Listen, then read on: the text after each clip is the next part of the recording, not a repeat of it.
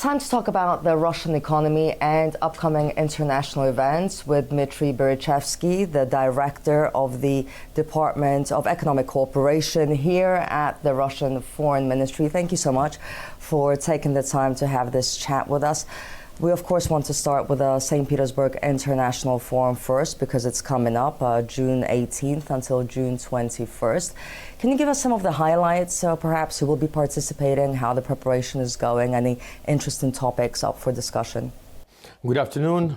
Thank you, Marina, for this opportunity to address the audience of RT and, let's say, the forthcoming 28th Saint Petersburg International Economic Forum is a sort of milestone forum event in our country during this year, and almost 3 decades of its existence showed us that it has a popularity, it has lots of visitors, lots of delegates. For instance, last year we had 21,800 delegates at the forum from 139 countries. And this year we expect to beat the pre-pandemic record and have more delegations from all over the world. So much for Russia being isolated, right? Yes, indeed. So it proves again that no one can isolate our country, that the global south and the global east, most countries of the world would like to come and share their experience and have negotiations, bilaterals, participating in the round tables, the sections, the plenary session. So I think we'll have a very high level of representation from quite a number of countries, and dozens of countries will be represented at the level of Vice Prime Minister, ministers. We will have the 0 day on the 18th, where we have expert level meetings, including open dialogue, which we inaugurated in late April under the patronage of the Deputy Chief of President Administration, Mr. Oreshkin. And this time we will make a follow-up of the April discussions in Moscow. The Russian president also mentioned the potential of American companies joining the St. Petersburg International Economic Forum this year. How realistic is that, and in what format could something like this take place? Well, to tell you the truth, the American companies always attended St. Petersburg Economic Forum. Even after the launch of the special military operation, they were always present. And this time, I'm sure they will come again. Of course, they are, also looking for the opportunities, how to get into the Russian market, because it has vast opportunities, it has huge benefits, and they know, many of them know how profitable it is to work in the Russian market, to make sales and also production, localization of some technologies, of some production sites. So they are looking forward. And indeed. They probably know so more now that they've lost some of those benefits, and they've lost that market, those that did decide to exit because of the special military operation. If they do end up coming back, we know that Russian companies have taken up their niches. What will that mean for the domestic market, for the Russian companies, for the competition of companies based here? I will remind you the speech by President Putin when he met the Russian business community on March 18. And of course he said that we, the government and the president administration, we elaborate the conditions on which foreign companies, Western companies, could make a comeback, a possible comeback. And of course it will be decided on an individual basis. If a company ran out of the Russian market with the start of special military operation and this sanction hysteria which started in 2022. And they abandoned all their obligations. They just ran out and left everything as it is. And of course, Russian people who worked on these companies, for these companies, and of course some obligations with other Russian entities, they were broken. And of course, for those countries who just refused to cooperate and made a démarche from our country, for them I think it will be really difficult to make a comeback. But those who were forced to leave the market, those who didn't want to do so, but they were forced by their governments, and those who made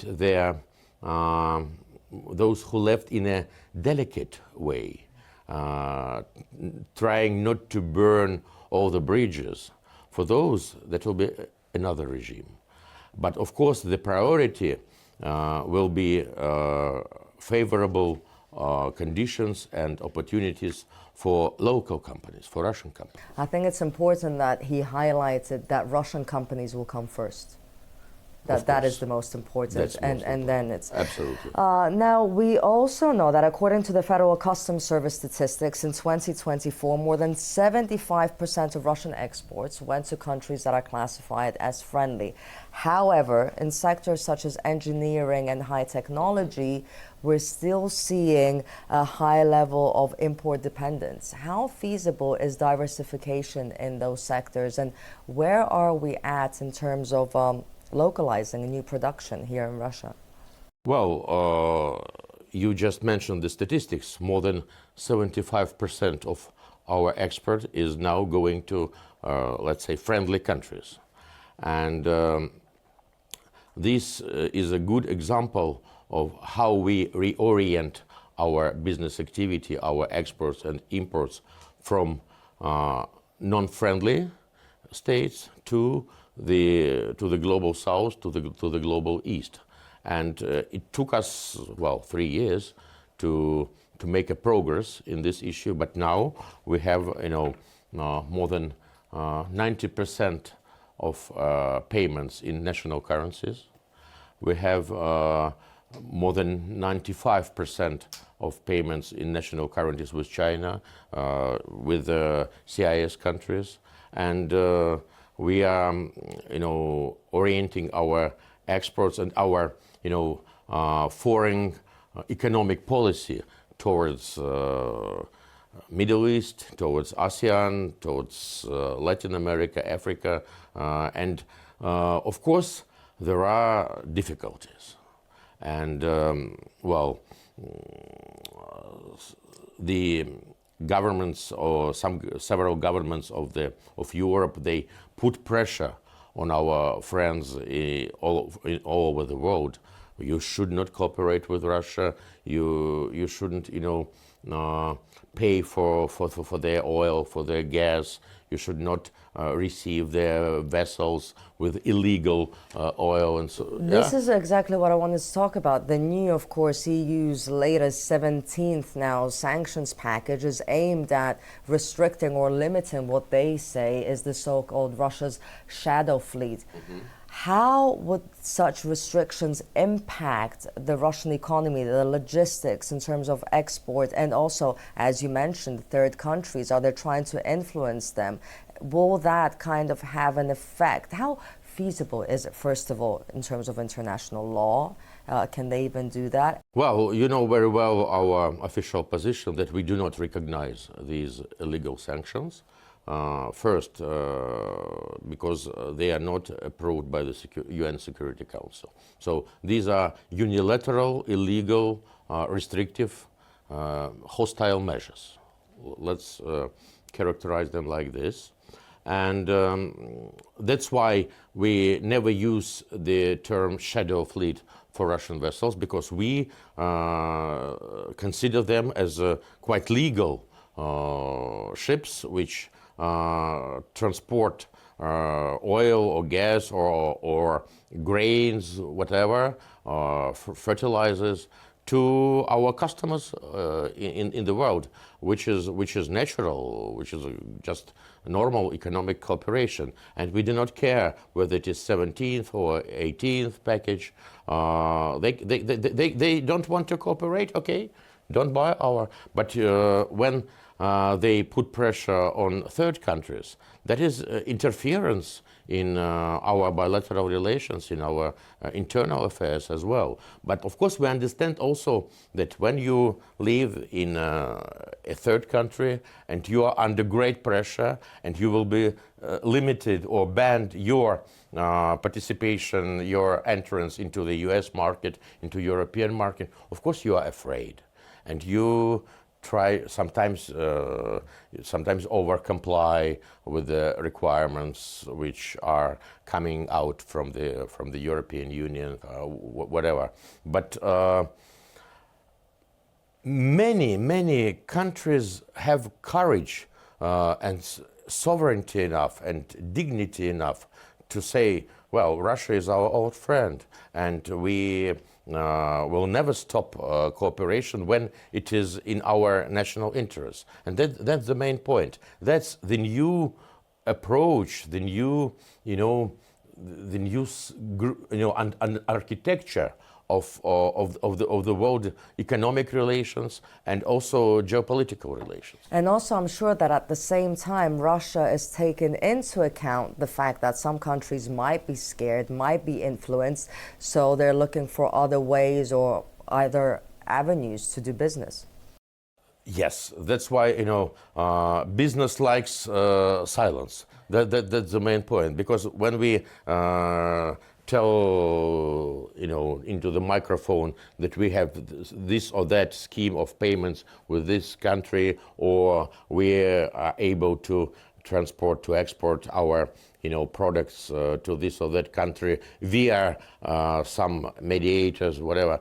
They are watching very carefully, and they are taking note of all these reports. And of course, in the next package of sanctions, could be other companies, because I remember 2022, they said, well, Americans, yes, they have secondary sanctions, but Europeans never.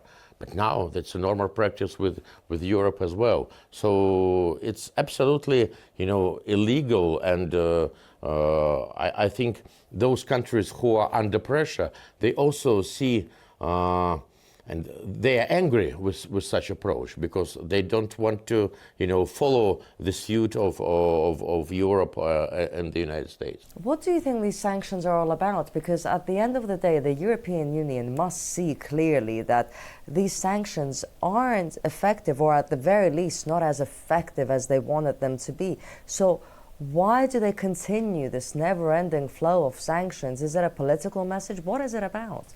Well, of course, it is a political message. When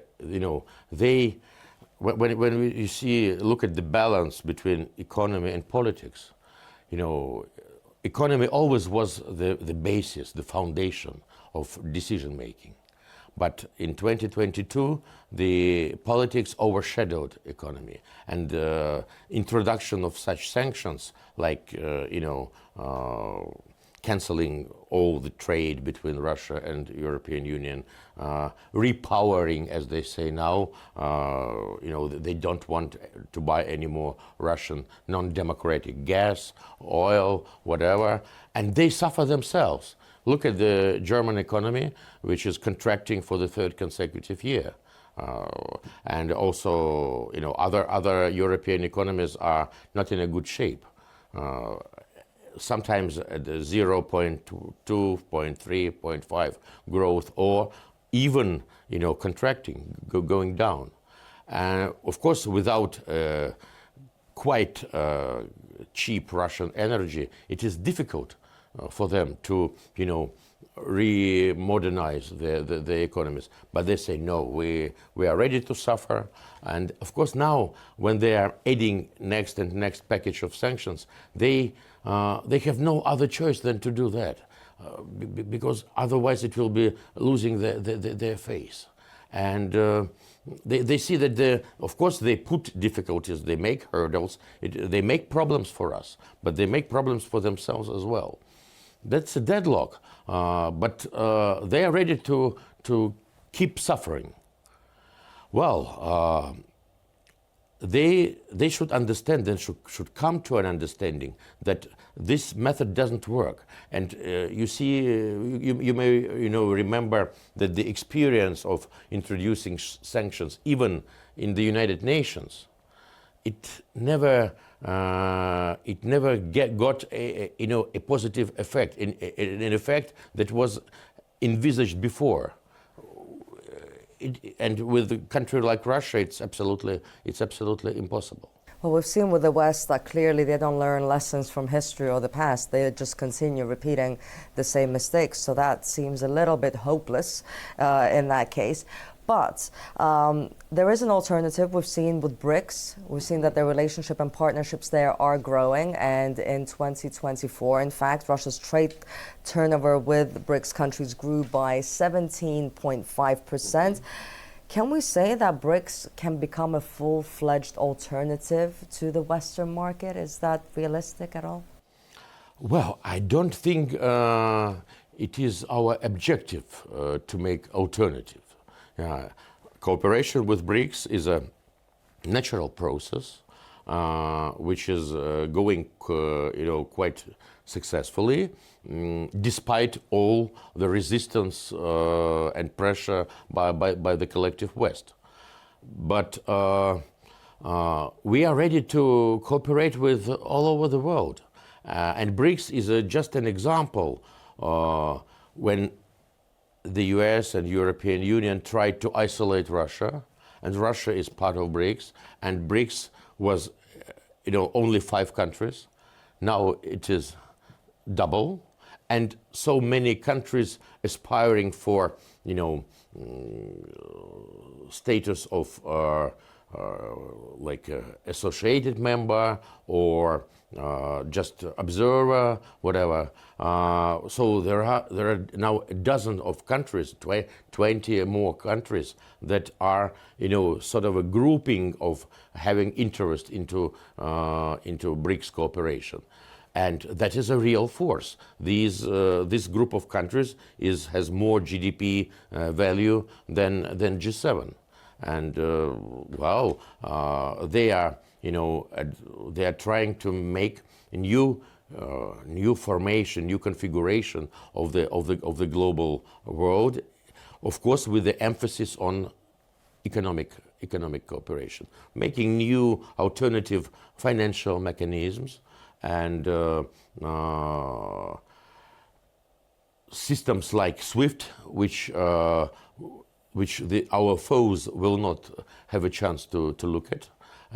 That's why we never publicize now our trade statistics with our main partners, and that is what our enemies, what our rivals are quite afraid of, because they're not able to see what's going on in trade. When it was in US dollars, every deal, every contract passed through Bank of New York or through Brussels, through Paris, and other major European capitals, because the payment was in euro or in US dollars. Now, when we have our internal bilateral mechanisms of payments, they're not able to see.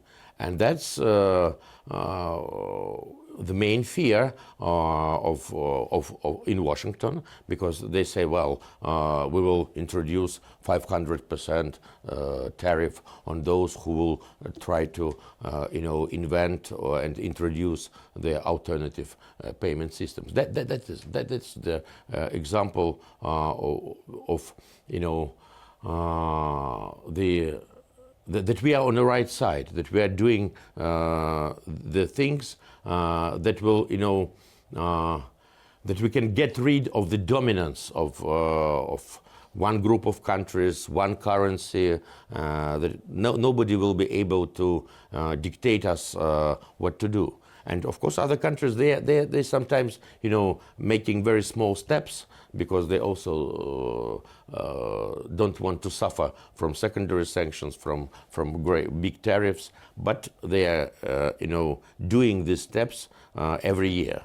And the BRICS summit in Kazan, showed us very clearly the aspirations of the global world. This is the blessing in disguise when it comes to sanctions, that it really has helped Russia become more and more self-sufficient and pointed out sort of the sensible points, the vulnerabilities that Russia should work on, and it is now working on, and in the future will become even stronger thanks to these sanctions. Yes, I always, take the example of 2014 when Russia introduced countermeasures and banned agricultural products from the U.S., from European Union, Australia, and now you see 11 years passed, and we have brilliant agricultural sector in our own country, where we can buy Russian milk, cheese, sausages, whatever. If you look at the shelves in our supermarkets and compare it to supermarkets in Europe, you will see the difference. Absolutely. Now, looking ahead, over the next few years, what do you think will be the main factor when it comes to strengthening international economic relations? Well, for me, I think confidence and credibility is the main point.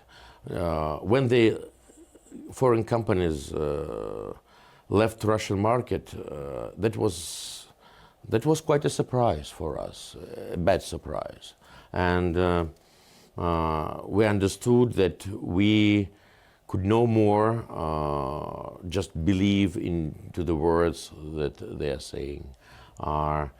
They make commitments, they sign several obligations, but they easily throw it into the basket. And we don't want, if we take the fairy tale about Cinderella, we don't want real assets, rich assets, to become a pumpkin. Yeah. So that's why, when we see that the foreign counterpart is doing everything to fulfill his or her obligations, or when we can, really be sure that at a certain point, due to political reasons, somebody will just stand up and go out, then we cannot make long-term perspective, long-term planning.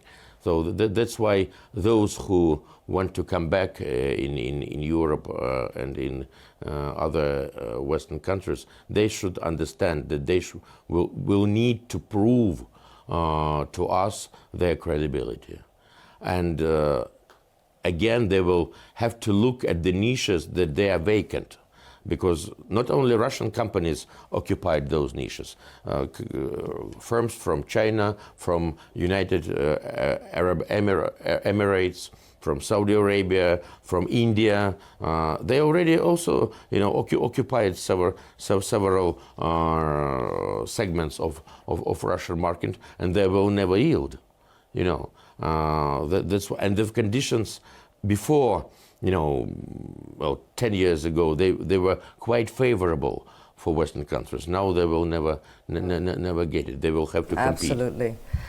Dmitry Birichevsky, thank you so much for all your insight. It was a very interesting conversation. The director, of course, of the Economic Department for Cooperation at the Russian Foreign Ministry. Thank you very much. Thank you very much, Marina.